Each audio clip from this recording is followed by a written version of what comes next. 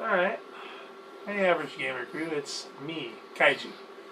Now, I mentioned before that we were going to be looking into a history of games in one of our videos I mentioned. Well, now I'm pretty sure you guys might have heard this one before for those of you who were PS1 savvy from way back when, back in the late 90s. You might have heard this soundtrack before. And believe you me, it's probably one of the best series to come along so far. I thought about this one day for getting it, and I'm really glad I did, because it gave a retro feel. If you guys don't hear it yet,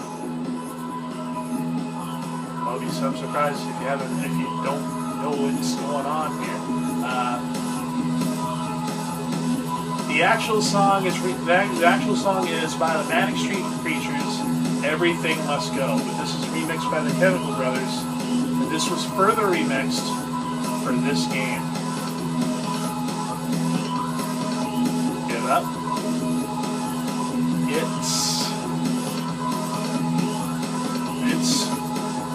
I believe this was also a launch title as well, if I remember.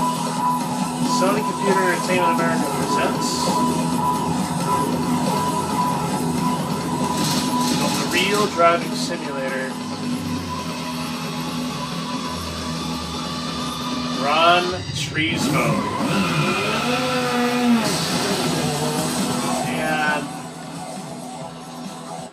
And over the course of a 30-minute, hope probably more, maybe less segment, I'm going to be talking through the first game, and we'll get some footage. We'll peek back in and out through commentary. So see how this plays out. Hope you guys like it. Enjoy the drive. All right, so here we are. Gran Turismo, one of the great classics, era 1998. I guess we'll start out in the arcade mode. Now, as I'm going along about this, I might play a few. My co-pilot here, Wheelie's here. Yeah. He'll take a few spins as I talk about it. Uh-huh. Now, of course, arcade mode. It's a little bit it's simple, but its launch title PlayStation 1, 1998. So there's not many courses to expect, but it was good for its time. So. I'm gonna hop in first and go. I'm gonna play on normal. Now, the first 6 dealers you see here are what you started out with. Yes, they licensed real world cars. Darn it, real world. And they were the first. Even though I believe to my knowledge, they were the first, if not Road and Track: The Need for Speed, being the first one. But that was more arcadey than this. Whereas this tried to emulate physics of real-world cars, even though they did handle mostly like front engine, front wheel. Anyway, so these are the first 6 dealers that you can see: Nissan, Honda, and Acura, Mazda, Mitsubishi, Aston Martin, Chevrolet. Through further playthrough, you'd be able to see Toyota, Subaru, Dodge, which they were Vipers and the concept car and TVR with the Griffith and the Cerbera. But I'm just going to choose what Wheelie Yes. wouldn't mind. He likes a good Corvette more than anything. My favorite. So I'll go in with the Grand Sport. Yay! And I'll go in on High Speed Ring. We'll get a peek of the graphics as it is on the course, and we'll just get around. Now I've just picked one of the 8 courses in arcade mode, even though there are only a total of 12. And the music is from real artists. Some of them instrumental. That's one of the cons I have with this game. There are only 6 music tracks. So if you're in a very long race, you'd be hearing the same song over and over and over again. Pardon my skittish driving. And it's the physics of it as well. For the time, it was really good. You can actually see the car swerve here. You can even put its tail out.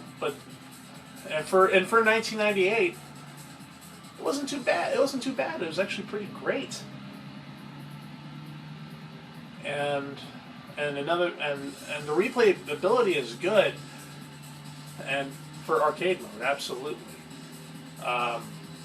Being that this is on normal, you have multiple difficulties, multiple classes of cars. I mean, I'm racing in A class now. There's another RX-7 next to me. I mean, there's A class, B class, C class, easy, normal, and hard.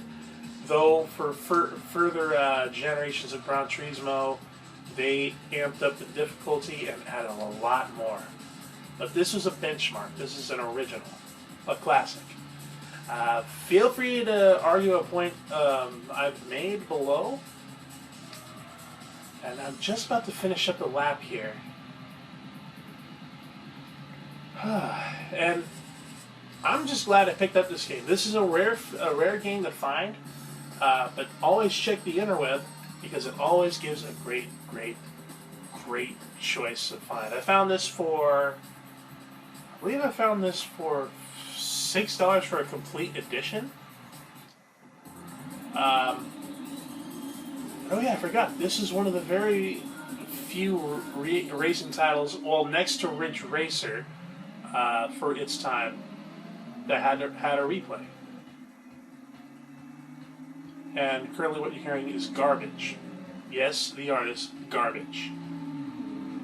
But as you can see, the details, the graphics for its time in 1998. Mind you, right now I am running on a PS2 system. The graphics are good for its time, and again, it's a benchmark.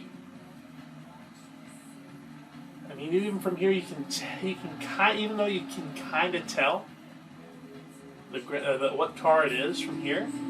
I mean. Sure, it can be worked on, but then again, launch title. Okay, I guess you should delve into arcade mode a little more, but I'm gonna let my co-pilot take the wheel of a few while I discuss a few targets. All right, I'll do it. Now, for arcade mode, I mean, you can see a few good things out of this. If you may, head to bonus items. If you complete the arcade mode more thoroughly, you'll be able to unlock more tracks. The first 4, High Speed Ring, Trial Mountain, Grand Valley East, and Cleveland Stage 5, are where you start. Once you complete everything on easy, normal, or difficult in all 3 classes, C, B, and A, you'll be able to unlock more things. The more you complete on difficult, the more you unlock everything, including the ending movie and the high-res GT, which I'll delve into near the end of this adventure into GT1. But you are now clear to go into arcade mode, have some fun, Oh, you chose the ending mode? I guess so. I don't know. Must have. Wrong button. Okay, I believe you can press start. Okay. Anyways, and the 2-player battle for this is quite a spectacle for itself as well as time trial. I mean, you can go on your own and building adventures. Yes. So you can go on your own, run a few lines, see how you like it. Yes, this is Subaru's base top selection here. Though there are a lot more cars to this game than you think.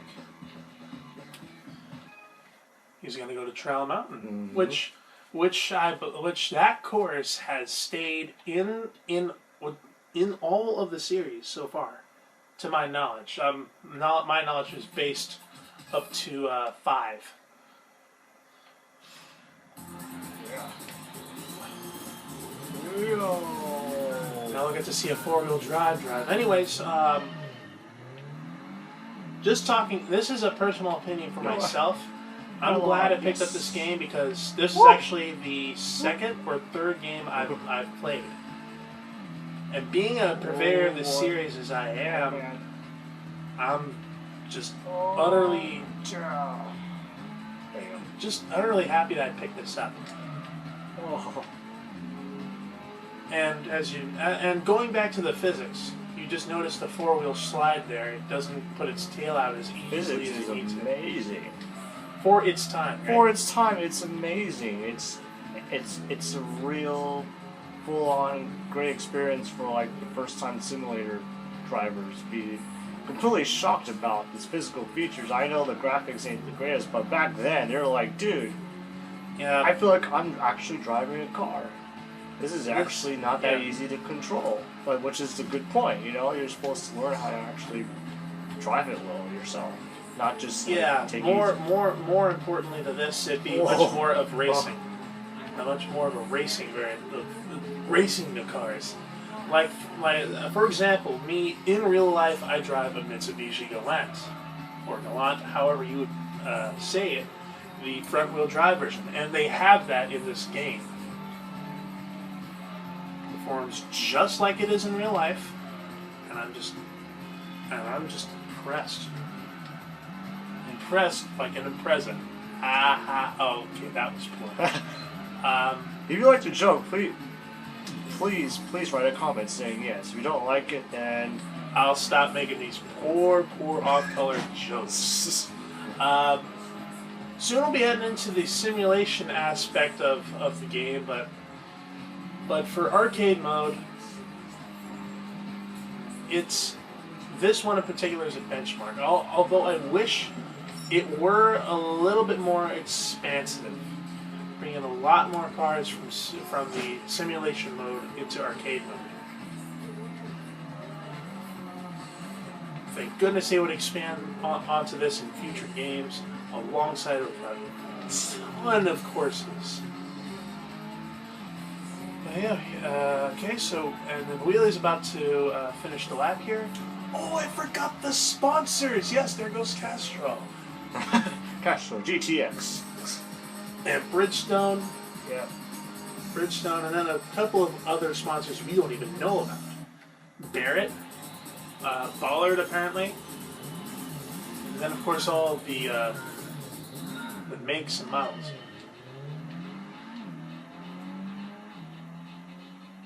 And then I might as well talk about another personal bit about this. Going back to play this from current gen racing games also was a little bit confusing.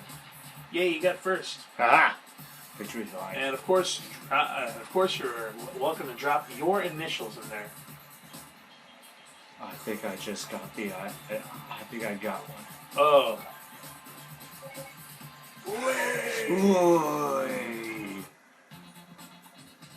Oh, I almost forgot. You can save your ghosts. Which is great for people who are really into challenging themselves to beat their own record. Ghosts was a good way to kind of like racing yourself. Instead of just like watching the time to see if you're faster, they use ghosts to kind of give you an idea of like how do you get this time, what would be a better way to actually do a turn better to get a faster time, and like how you make the right pathway and everything. So like Ghost not only just helps you on trying to beat the time, but actually shows you like your mistakes if you want to improve. So that's another great thing. It's very useful. I mean, for me, for some of the tests I had to do in this game, it was very hard, and I had to use a ghost. Wow! Yes, a '67 Corvair. That's really rare. Anywho, we'll drop into the simulation mode here. Wow. Unprofessional. You actually just put her house in the kennel. All right. Well, and then so here is one of the biggest parts, or actually probably the true raw power of the Gran Turismo is the simulation mode. As you see all these bunch of brands here, you get to race with and like do some classes on. etc. Well, pretty much it's pretty much an expansive list Oh yeah. of cars that they offer, both yeah, look at this. new and used. Yes, they even have used realism. Yeah, that was another great advance. And then there's this Halcyon SVX version now, which is a car you would typically see in the more arcadey racers like Maximum Tune. So a lot of hard work was put into this to make it as fulfilling as possible. And much more can be done to a car once you tune it up. Like, for example, you can race mod it.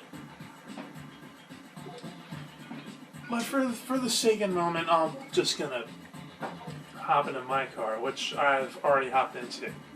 The Galant. The Galant. The tuning is also a great aspect that blows people's minds. You can tune cars to make it better, a better potential, and a great way. So you can make your engine outrageously powerful and freaking fast, which is also a great fun way to actually show your ability to tune up. And also, it's just fun to see how awesome your regular car can go, and all of a sudden, boom. Just like that. Burst of speed. So yeah, here are all of the 11 courses. And I mean 11. And of course there are reverse versions, but that's it. So we'll just hop on over to Trial Mountain for a second reason. Which is pretty much, for technical aspects, it's one of the best original courses. Not like real world or anything, because all these are fictional. Is he going to let me go into tuning? Yes, that is. Oh gosh. So here's the tuning aspect of it all. Now, for a first run into it, it's actually pretty good. You can change your spring rates and a bunch of other things. A very beauty of it is that for 1998 to give this much detail on tuning is absolutely amazing, because not only just tune the engine, you also tune in your little parts of the car like suspensions and brakes, and that really also. And then of course the boost, which is yes. awesome. These details is one of the reasons why Gran Turismo was absolutely amazing as a simulation. They weren't kidding when I say simulation. Not just racing, just making your car just much better.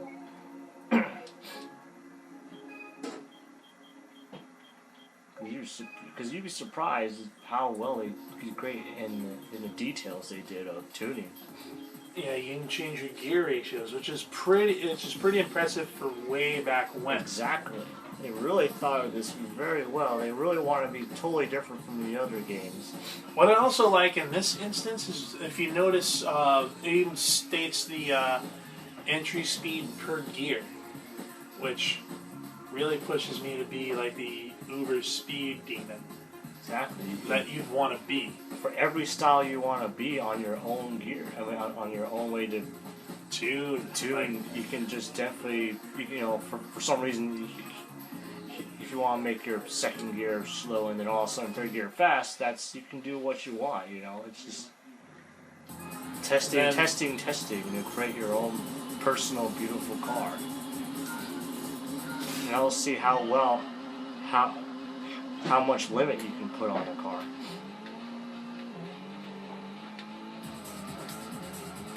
And I obviously have too much power. 700 horsepower in 700 horsepower in this thing, which for back then was way hard to control as you can see.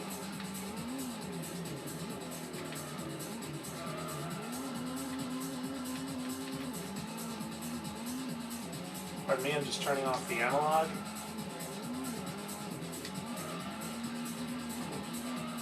Yes. And like any typical racing guru will tell you, power is not everything. Anyways, I'm gonna back out of there. Yeah, that's just one aspect, being able to tune a car. But for most races in Gran Turismo, notably, you'd have to get a license. As you can see, there's B, A, and International A. We'll just call it that because it's a black A. That's not all. I mean, there are special events for front engine, front wheel, front engine, rear wheel, all-wheel drive, cars that are lightweight, and international bouts, along with some special events and endurances. Now, these are all championships. These are what make money. Now, my only downside of that is there are only so many. There are only so many. Each of these are 3 races. This is 5 down here. To me, it seems very, very limited on what you can do just to beat out a simulation mode.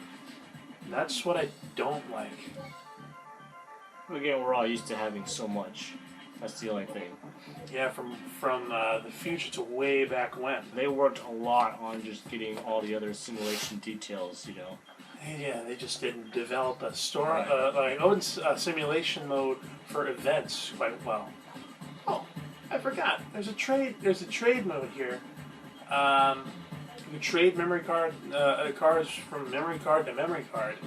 If you still have one of those, you're lucky. If not, it's pretty hard to find. But again, check your internets. And of course, you can also sell cars that you don't want to keep. I'm still debating on selling this guy. Heck, I'll sell it. And I'll go to, of course, home dealer. Sell your car for some credits if you're kind of strapped for cash. Now 14,000, which is definitely not enough for this. Can't even change your color. Oh, you can change your color. Right? Curse me being colorblind. You can barely tell.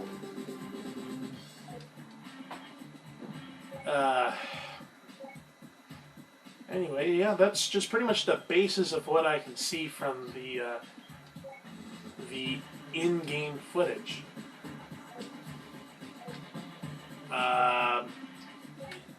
Let's see, what else can I talk about?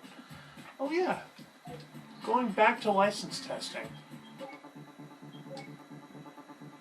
If you get gold, you get rewarded. But going back to the tuning aspect and ghosts, the same case applies. You can use ghosts to better yourself, to learn the line a lot better. And for these 3 particular in B, a lot of these in A, and for every single one of these, I needed to better my own line by using a ghost. Sure, it was data used, but data well spent. And for each one, you got a prize. And this is one of my happy prizes: a 411 horsepower Nismo 400R.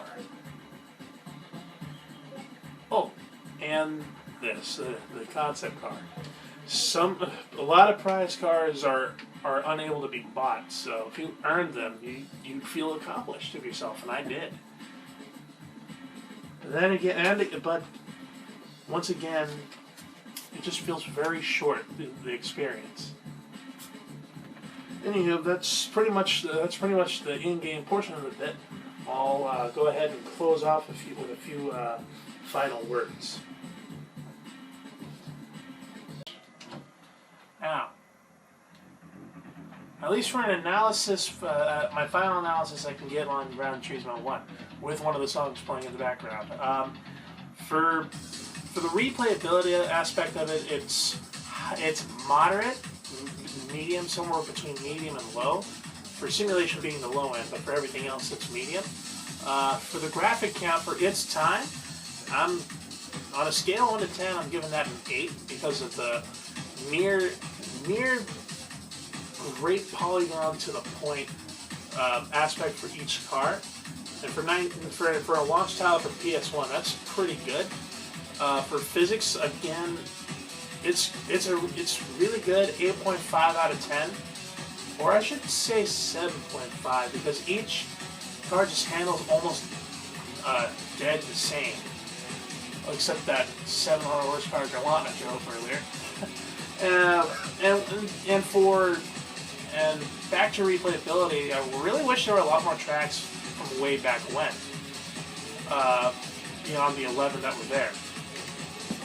And for our next game in the series, which I'll be covering, GT2, they really happily expanded on the number. I believe they doubled it almost, alongside with a bigger car selection. And as well as a bigger music selection as well. Also the number of license tests as well, because now there was a B, A, I, B, or is there an IC, IB, IA, and an S. 6 license tests, a lot more fun, a lot more challenges. But for going for Gran Turismo 1, overall, I'm giving this a happy 8 out of 10. And I bet Kazunori Yamaguchi was really happy with the starting product, and so I would imagine a lot of our racing fans who played the game way back when are happy. Feel free to leave any comments below. Feel free to lay down a point or two if you wish to. Other than that, we'll see you guys in the next section. This is Kaiju of Average Gamer Crew signing off. We'll see you in the next title.